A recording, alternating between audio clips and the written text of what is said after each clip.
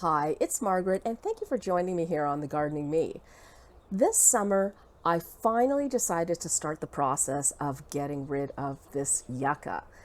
This guy has been here since long before we moved here, and that's well over 15 years ago.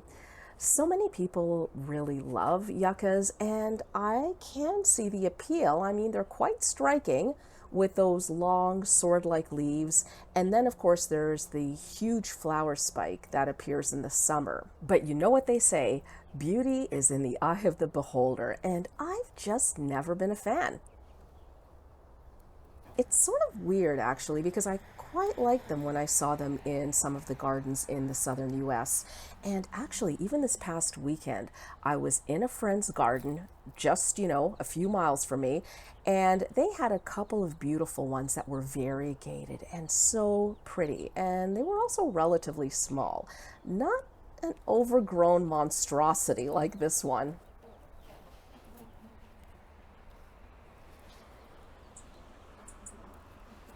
At one point, I actually did cut the whole thing back, and it looked halfway decent for a bit as it grew back, but it didn't take long for it to get back to the kind of ugh stage. I've been wanting to remove it for a few years, but the thought of getting it out was just so daunting that I pretty much ignored it. Now, on the plus side, though, some yuccas spread through rhizomes, so in that respect, I think I've been pretty lucky as this one has basically stayed put. Digging out a yucca by hand is a massive job because of its huge root system, and I really didn't want to spend a ton of money hiring someone to remove it. So I'm trying a method that I've used for other hard to deal with plants, the smothering method. Now, the purpose of this method is to deprive the plant of sunlight, its source of energy, so that it eventually exhausts its reserves and basically dies. Now, the first step is basically to remove the leaves because at this stage it is such a tangle in there that it's hard to even see what you're doing.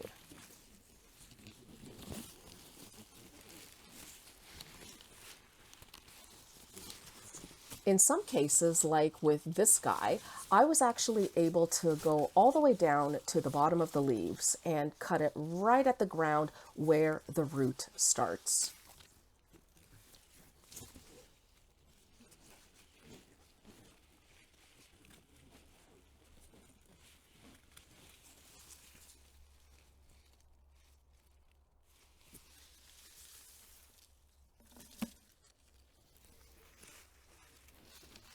If I couldn't get down to the base of the plant, which was the case most of the time, I basically just cut the leaves back as far down as I could go.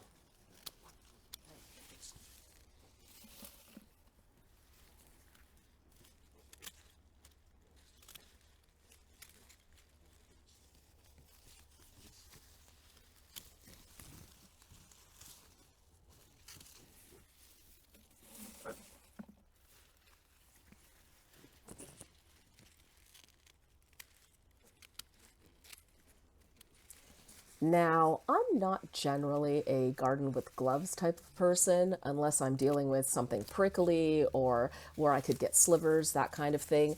And in this case, yuccas can be a tiny bit sharp, I guess, along the edges. Not so much that you're going to cut yourself by simply touching them, but more of a paper cut type of situation. So I decided to be proactive and don some gloves to protect my hands.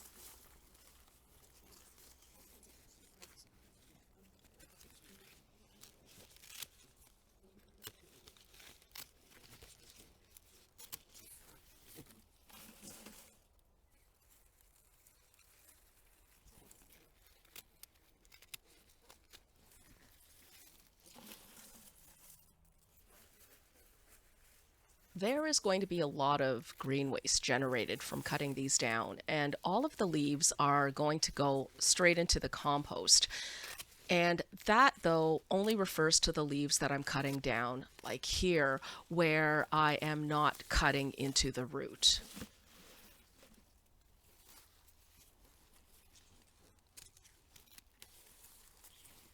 If I cut into any section of the root, that will go into the yard waste that the municipality takes, because yucca, I believe, can easily grow from sections of root, and I don't want to take any chances.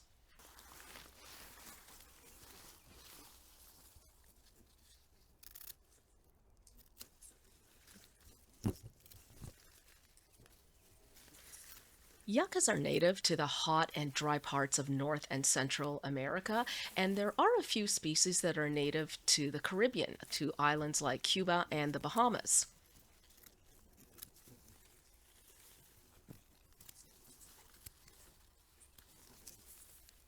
Considering their native range, it's a little bit surprising that there are yuccas that are hardy down to zone 5. And in fact, there's one, a yucca filamentosa, also called an Adam's needle, that is hardy all the way down to zone 3 if you give it a little bit of protection.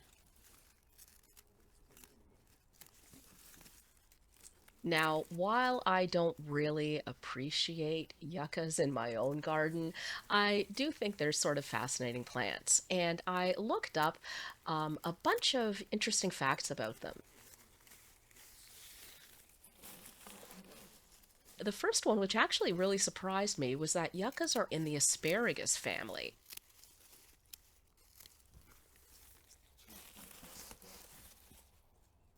Many yucca species do have edible flowers, fruits, and even the roots.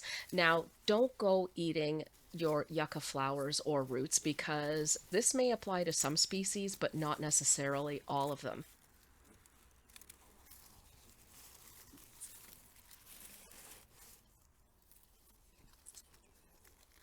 Another really interesting thing is that there are actually yucca moths, and these moths, they will pollinate the flowers and lay their eggs in them.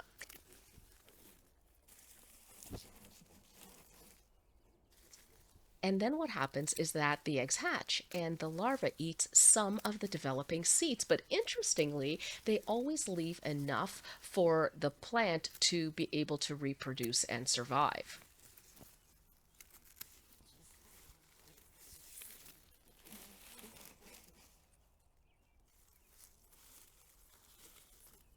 The yucca moth doesn't just pollinate by accident either. The female moth actively collects the pollen, then flies to another yucca, deliberately stuffs that pollen into the stigma, and only then do they lay their eggs. It's actually one of the rare examples of truly intentional pollination.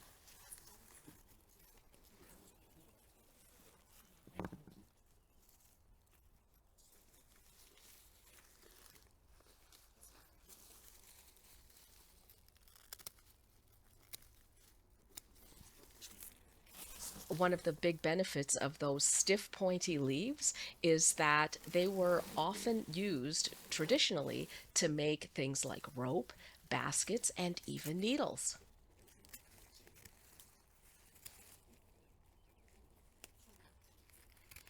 Certain species of yucca, although not the one that I have, are actually monocarpic. And what that means is that once they bloom, they set seed and the main plant dies.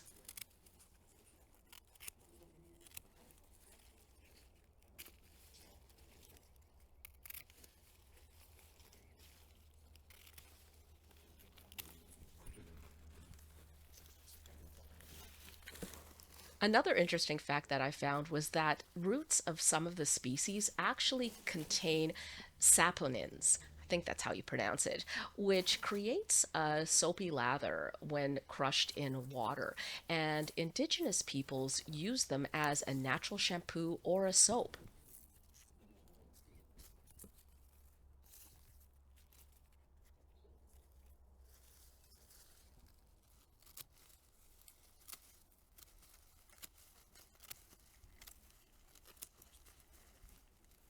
In fact, archaeologists actually found yucca fiber artifacts that are over 5,000 years old.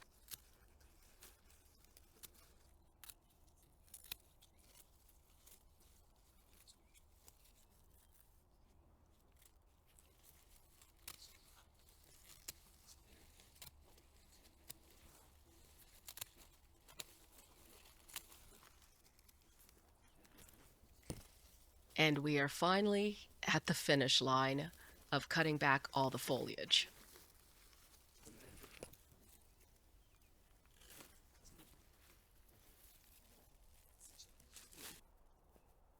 The next step requires a little bit of muscle, and that is trying to dig up as much of the roots as possible. Now, I'm not foolish enough to think that I will dig up all of the roots because manually that would be very tough going, and I'm really not willing to put in that kind of time or energy. So, what I'm going to do is take a garden fork, which is one of my favorite tools for digging things like this up, and I will make a pretty good effort in digging up as much of the roots as I can.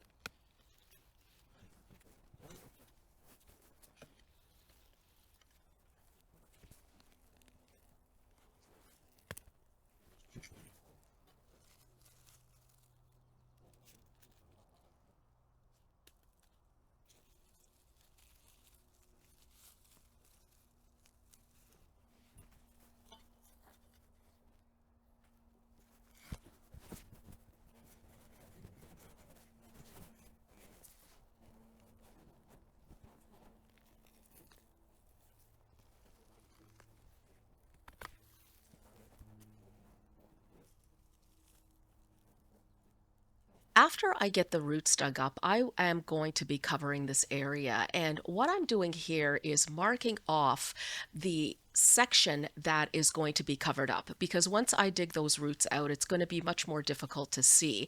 I do want to cover up an area that's slightly larger than where the roots were by a few inches. So this way I've marked it down, I've pushed all the mulch away, and I can see clearly exactly where I will be covering after the roots come out.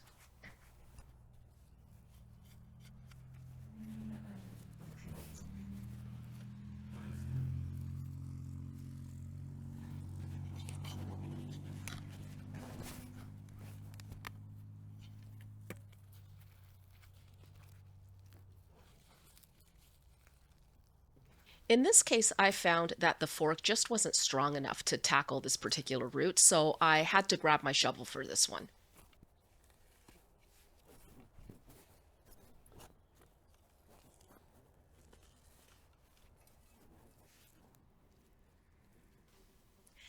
Now, I did consider speeding up this portion of the video, but I thought that in order to kind of give a better representation of the effort and the length of time it took me to dig up the roots, which actually wasn't as long as I thought it was going to take, I would just leave it and show you exactly what I did and how long it took.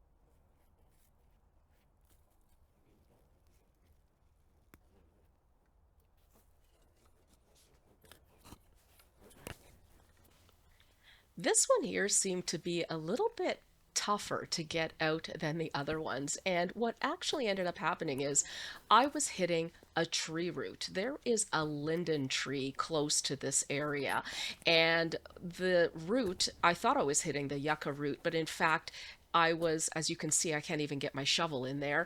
That's because I was hitting a tree root, and I didn't realize this for about a minute or so.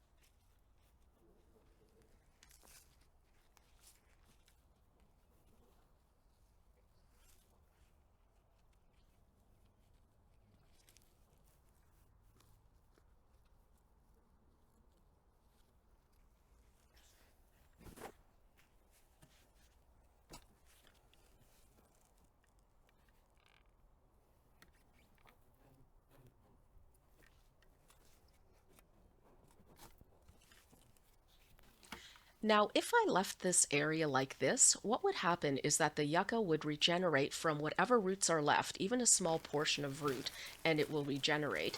And it would come up through the soil, the sun would hit it, it would give it energy, and it would continue growing. And within a relatively short time, it would be a beast once again. To hinder that growth, what I do is place a black garbage bag on the area where the plant will come up. And then we will weigh that down. And what that does is it deprives any bits that come up from the sun, and it forces the plant to expend a lot more energy to kind of reach for the sun, and it will still come out around the edges of the plastic. But what you do then is you will be cutting it back each time, all the way back, making it expend that much more energy as it's trying to push up against the black plastic and the weight above it. When I'm using this smothering technique, I use a contractor grade garbage bag that I pick up at the hardware store. They're significantly thicker than regular garbage bags, and they're also a lot larger so that they cover a bigger area. And another thing is they are super tough. They don't tear that easily, and I end up reusing them multiple times. Now, you remember that kind of circle that I made that was a few inches around the plant? What you want to do is extend the plastic as far out as possible from the crown. I'm a little bit restricted by the plants that are growing around this spot, but if possible, I would say to go at least 12 inches or more from the outer edge of the crown. No one wants to look at plastic on the ground, so the next step is to cover the plastic with mulch, and that way it just blends in with the rest of the bed. The mulch also has a couple of other functions. Firstly, it weighs down the plastic so that it stays in place, and the other function is that it protects it from the sun's UV rays, which means that it will not degrade anywhere near as quickly as if it was out in the open. If I was using this technique with any other perennial type plant, this would be basically enough. I wouldn't need to go any further. However, because yucca is such a strong plant, I am going a step further and adding some rocks to weigh down this entire area. I'm placing these rocks right on top of and around the crown area. The leaves will probably still sneak around them and come out the sides, but at least this keeps the main part of the plastic and the mulch in place and makes the plant use up many more resources when it's trying to find its way out into the sun.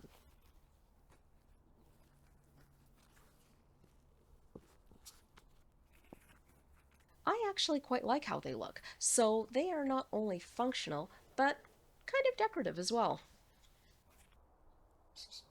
And here is the aftermath.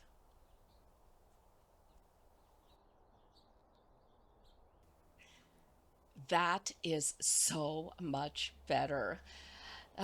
Now comes the hard part, though, and that is the waiting. You have to be patient when using this method. Yucca has a large, deep root system, which is what makes it so incredibly drought tolerant, but that's also what makes it that much harder to get rid of, even by smothering. So, while other plants may die after only one season using this method, I'm thinking it may take at least a couple of years for the yucca. But, just like any other plant, if you starve it of light for long enough, it will eventually give up. Now, during this time, you have to be vigilant in cutting back any escapees. I know that I will see some shoots trying to come up along the edges, especially the sides that are closer to the crown. Now, since this plant is right at the entrance of the walkway, it will be relatively easy for me to keep an eye on it so that I can snip back any leaves that start to escape from under the plastic. If it were in a more out of the way spot, I would probably set up a reminder on my phone to just check it once a week. I've never seen anyone actually try this method of removing yucca, so this is really an experiment to see if we can get rid of it without, number one, breaking our backs too much, or number two, breaking the bank. So I'll make sure to give you an update on how this goes. In the meantime, if you've had success removing a yucca from your garden, let me know in the comments how you did it. Thanks so much for watching, and I'll see you next time. Bye.